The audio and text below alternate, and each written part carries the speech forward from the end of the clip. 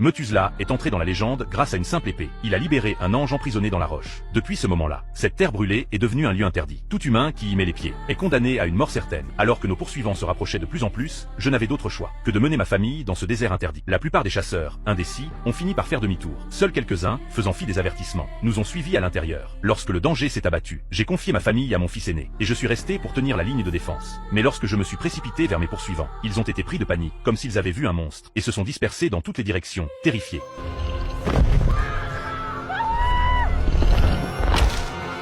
Lorsque j'ai repris conscience, je me suis retrouvé, avec ma famille, emprisonné dans une mine abandonnée, entouré de gardiens nourrissant une haine profonde envers les humains. Ils étaient autrefois les anges du jardin d'Éden. Il y a bien longtemps, afin d'aider les humains à survivre dans cette terre désolée, ils ont désobéi au Créateur, et sont descendus sur terre, même si leurs corps étaient emprisonnés dans la pierre, leur lumière scellée et leur forme déformée au point d'être méconnaissables. Ils ont continué à transmettre leur savoir, et à aider les humains à bâtir la civilisation industrielle. Mais les humains leur ont rendu la trahison pour toute récompense, et ont tenté de les exterminer complètement. Methuselah s'est interposé.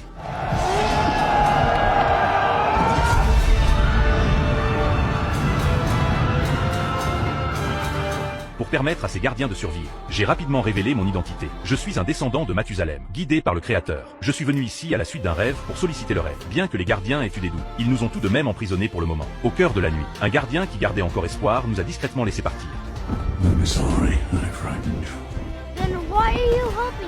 Il m'a dit qu'au fil d'innombrables époques, les gardiens n'ont cessé d'implorer le pardon du Créateur, aspirant à retourner au royaume céleste. Mais leurs prières n'ont jamais reçu de réponse. Il m'a dit, j'entends la voix du Créateur. C'est peut-être leur seule chance d'obtenir le salut. Il nous a guidés à travers les terres désolées, jusqu'à la grande montagne de mon rêve. Après avoir installé ma famille en sécurité, je suis entré dans la montagne avec mon fils aîné, Chant, à la recherche de mon grand-père, Methuselah. Avant même que nous n'entrions, il avait perçu l'arrivée de la descendante de sa lignée. Je lui ai présenté Chant. Methuselah a tout de suite compris. Il a lancé un sort qui a plongé Chant dans un profond sommeil. Il s'est souvenu de l'avertissement que mon père m'avait donné avant de monter au ciel. If man continued in his ways, the Creator would annihilate this world.